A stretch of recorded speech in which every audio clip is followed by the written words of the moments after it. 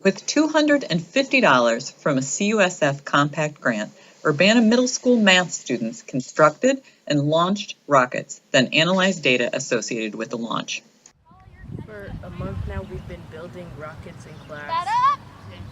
Day by day, we put together the rocket parts, and then for about a week, they got spray painted, and we started learning about trigonometry so that we could do all the math afterwards to show how high our rockets really went. Okay, this machine is made out of a protractor, a string, a washer, and a straw with tape on it.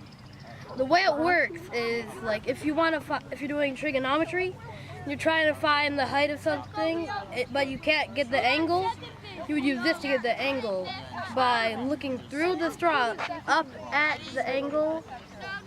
And when you look at the angle, the washer will pull the string down to one of the numbers on the protractor.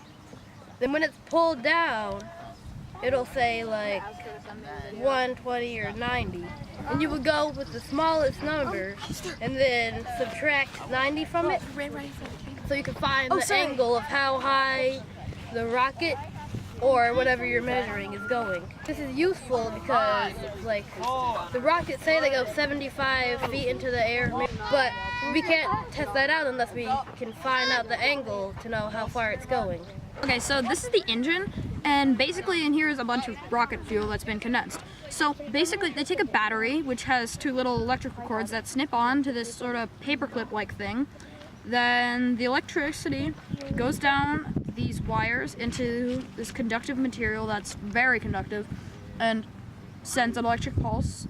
So you take it and you put it into here, so it touches the lighter. So when the electricity goes into the lighter, it sets the whole thing on fire, which means that the rocket fuel is set on fire, which sends a lot of, stuff this way.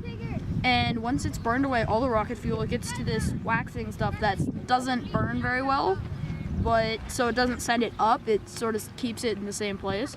Then it hits a little combustion cap, which blows this way, then it explodes this way, which sends off the rocket's nose and the parachute. So that's how the engines work.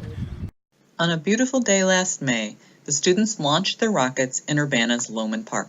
All right, 5, 4, 3, 2, 1. After the launch, the students retrieved the rockets so the data could be recorded and analyzed. And this kind of activity is in your background, and what you're realizing is what I learn in class applies to what this can mean for my future. So I'm pleased that the kids have this kind of opportunity because I think it ushers them into the fields of science and the possibilities that are before them.